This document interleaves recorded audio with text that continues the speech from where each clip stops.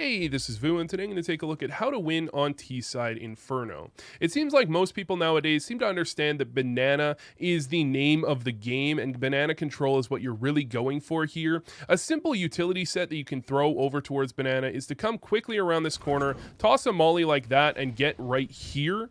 And then if you want, you can keep a smoke out if you're worried about a molly, or a flash out if you're worried about a hard push, where a flash like that can be a pretty effective pop flash if someone's trying to push down and really catch them off guard and give you a free kill. Typically though, in matchmaking and pugs, you're not going to see people doing much of either of those. What you really want to be doing is making sure you get into this corner here in case an opper went for a play. Oftentimes they'll sit right here for a couple of ticks of the Molotov before backing up, and if you're in the middle of the open, you're just a sitting duck and you're a free kill. The one thing I want to highlight here is that you need to make sure you're not 5 stacking banana.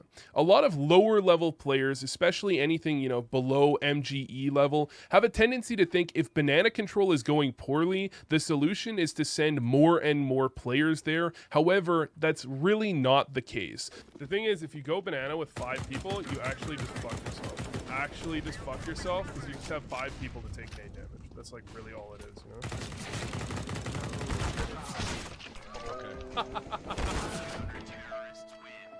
I got PK, why are we just like running into banana stuff? He killed us all for smoke.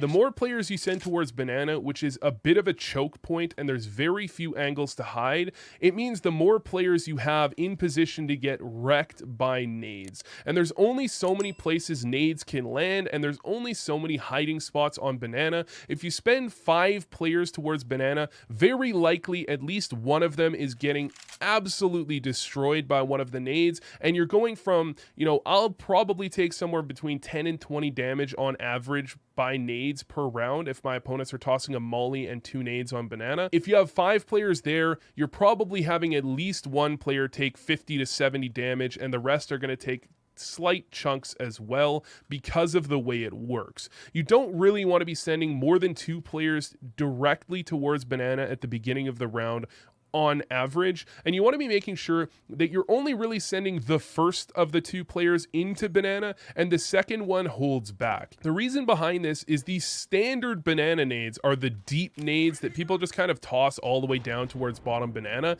and the first player is very unlikely to be caught by that nade, but the second player will very commonly be caught by that nade and take 50 or 60 damage. So sending one player there and having the second player kind of at the back, either with a flash out.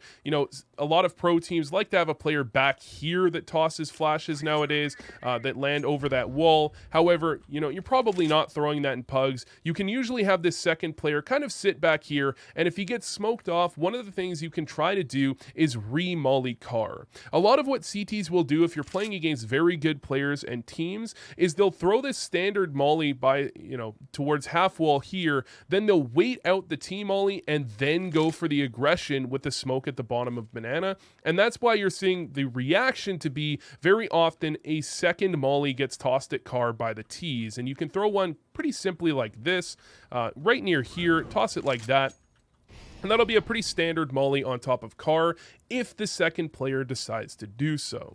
When you go to take top banana, the one thing you want to be looking at is hopefully having someone throw a flash for the 2 players there. It really depends on how coordinated your team is. Very often I'm going to be taking it solo, which means I've used my 1 molly towards car. I'll typically toss a nade towards the corner and then peek out and pre-fire as my molly is still burning.